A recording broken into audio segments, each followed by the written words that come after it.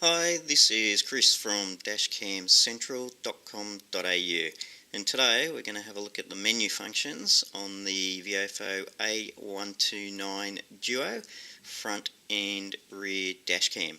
So this particular dashcam is the only dashcam from Viofo and the first one that comes in a two-channel front and rear camera. So you can see we've got the front camera here and we've got the rear camera just plugged in via the cables here as well. This particular dash cam is one of the few dash cams on the market that you can purchase as a front camera only. You can purchase the rear camera and cable as an accessory, or you can purchase a complete unit as a front and rear. So you've got the option to be able to purchase front camera first. If you decide later on you want to add a rear camera, you can purchase that one as an accessory, plug it in, and you've converted your front camera into a two-channel front and rear camera. Most other dash cams don't have that capacity. They're either set up as a front camera only, can't be converted because of hardware and software restrictions, or you can only purchase them as a complete unit, so you've got to buy the whole unit front and rear. So this is a really good option that Viofo has presented to the market. But what we'll do is we'll take you through the menu functions of this one. Won't talk too much about the actual camera itself. As you can see, this one's already plugged in. It's already recording away. So up in the top left, you've got your red light flashing, says it's recording. So the microphone is here, telling you that it's recording audio. And you can see we're almost 2 minutes into recording this particular video. It's letting us know that it's recording 1080p plus 1080p, so that's front and rear 1080p. And it records at 1080p 30 frames per second when you've got front and rear cameras connected. If you disconnect the rear camera, uses a front only, you have the option of running at 30 frames per second, or you can run at 60 frames per second. You can just see here it's picking up a GPS even though we're running this one indoors. SD cards in the camera, shows that we're not moving anywhere. So what we'll do is we will just show you what the buttons do while the camera is recording. So over here on the right, this is just your screen. So it basically toggles between front and rear views or front rear overlays. I can't demonstrate that here because we're not recording any video of any light source at the moment. So over here you've got your mic that simply turns your audio on and off, so you can quickly turn your audio off and you see it's off there, or switch it back on. Center button, that is your emergency record, so that will lock the file of the particular video you're recording. So if we just push that now, it's going to come up and it's going to beep away to say I'm going to record this file and lock it down for us. So over here we've got the option of starting and stopping the recording, so you can see red lights flashing. Push that one, camera stops recording, starts beeping away. It's giving you an alert to say, hey, I'm not recording anymore. So we can get that recording going again. And you'll see the red light start flashing again. We've started a new recording file.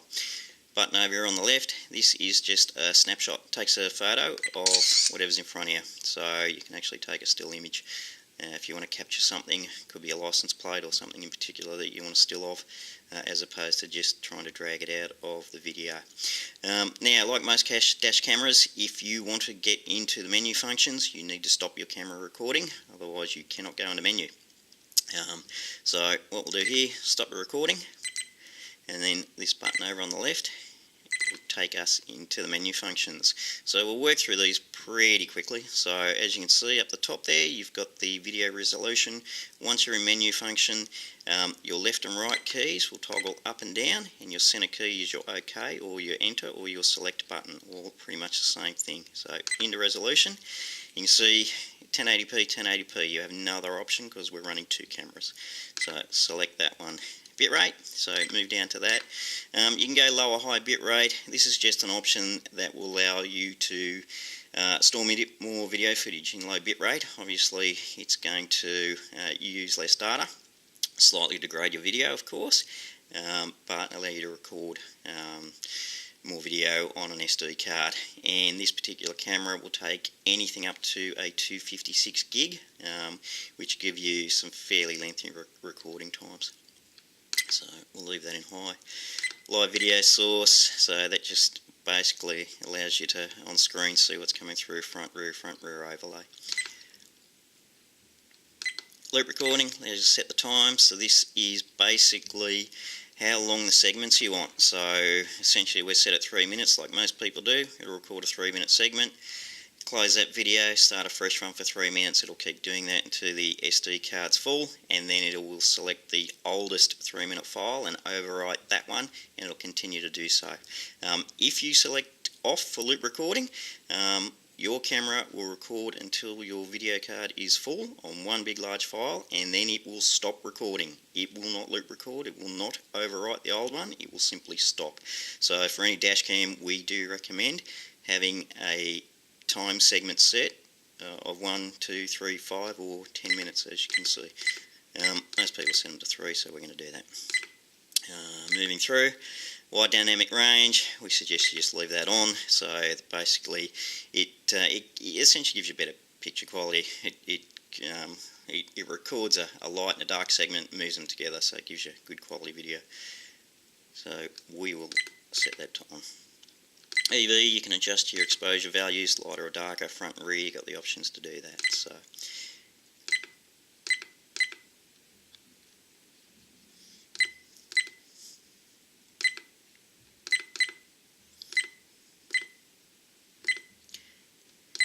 parking mode, so this camera has parking mode. If we go in there, you can see you can switch your parking mode to off, or you can select a frame rate. So in these frame rates, basically it will record at 1 frame per second, 5 frames per second. So essentially it records 1 frame every second, 5 frames every second, 15 every second. So it's basically giving you that fast forward look while you're away, but using a lot less data, a lot less memory space on your SD card. So it just depends whether you want that real fast forward look, 1 frame every second, or all the way up to 15 frames per second. Time-lapse recording, this is not parking mode, so we recommend you leave this switched off. And if we go in there, what it does is it gives you that same sort of scenario, that fast forward mode while you're driving. So it will record at 100 milliseconds, 200 milliseconds or 1 second. So that's basically taking those frame shots. On very, very long drives you could do that, but it's not smooth video. It's a whole bunch of screenshots tied together to look like a video. Motion detection, so you have motion detection on or off. So that is basically, again, it'll only record video when it sees motion, and in all cases we would suggest you leave that off.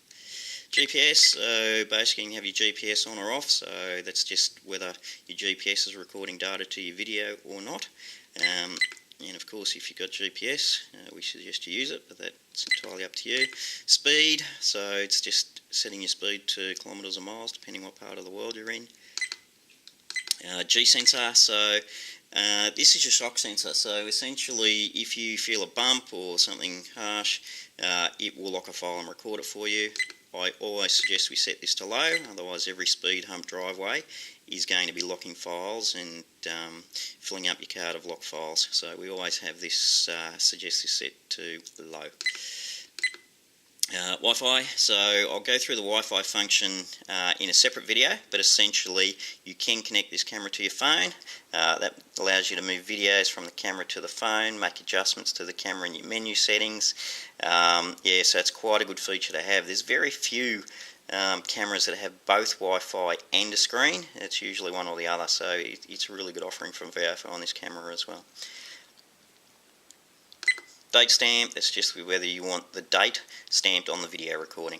GPS info, same scenario. So you just basically, you can go through there and you can have it off, or you can have all the information, you can have speed there, just the coordinates. So you can make a selection as to what you want to physically appear on your video. So in this instance, you could probably have all your information on there, or you could just have speed or coordinates. Camera model stamp, again, that's just whether you want A129 printed on the video, so we'll ignore that one. Record audio, same as the button, switching your microphone on and off, so you can record video only, or you can have audio and video. Screensaver, I've got this selected off. Essentially, if it's off, your screen just stays on the whole time you're driving. Otherwise, you can have it just time out and switch off. So if you don't like having the screen on when you're driving at night, or you find it a distraction, you can set that to time out after a certain period of time, up to 3 minutes. So Boot delay, I won't go into that now, but for certain vehicles, and if you're hardwiring, you may want to set up a boot delay for the camera to boot up. Date and time, that's whether you want to set your date and time manually if you don't have GPS. If you do, your GPS will pick up the date and time and will record that automatically for you. Time zone, so again, if you've got your GPS data, you do need to go in and let it know what time zone you're in, because it will pick up your time from your GPS. And if you're in Australia, for example, you need to adjust that for Australian local time of +10. So you will need to do that if you're running GPS to make sure it's recording your local time zone. Otherwise it will continually update to the incorrect time, and you'll always have the incorrect time stamped on your video. Language, multiple languages, so you just see all the options in there. I'll leave that in English, otherwise we'll run into trouble. Beep sound, that's just the beeping away that you can hear. You can switch that on or off. Frequency, just depends what part of the world in, whether you want 50 Hz or 60 Hz. Image rotation, so you can actually mount these cameras inverted or upside down, and then you have the option of selecting which camera is inverted and invert the image, so you're always getting a correctly orientated or right way up image. And you can see you've got the option front, and rear. Okay, format, that's to format your SD card. So good idea to format your SD card sort of every 1 to 3 months. Keep it clean, make sure it doesn't start doing things like breaking files or not recording. So good maintenance just to go through, select OK, format your card, and it's going to say wait, and it's done. You can also set up a format warning, so you can basically come through and say every 15, 30 or 60 days I want the camera to give me a warning and remind me to format that card. Just remember, if you're going to format your card, take any video that you want to keep off it first, because it will of course delete everything that is on your card at the time of the formatting. And if you've been playing with settings and something's not quite right, you can always go in and return to your default settings. Put your number plate stamp on there if you want, so you can go in, manually put your number plate there and stamp that on your video. Custom text field just gives you the option to put any text on your video that you want, so just another option, so that's just a free field for you. Firmware version, so this just lets you know what firmware is running your camera. From time to time you may choose to update your firmware, or if you have a serious crash, then you can reload your firmware to the latest firmware and download that from the viofo.com global site, but that just tells you what firmware the camera is currently running. And we're back to the start, so if we do want to go back into recording, just push our menu button, we go back to the recording screen, and we'll get that red flashing light and we'll start recording a new file. So that's it. That is the menu functions of your Viofo A219 dashcam, and this is Chris from dashcamcentral.com.au.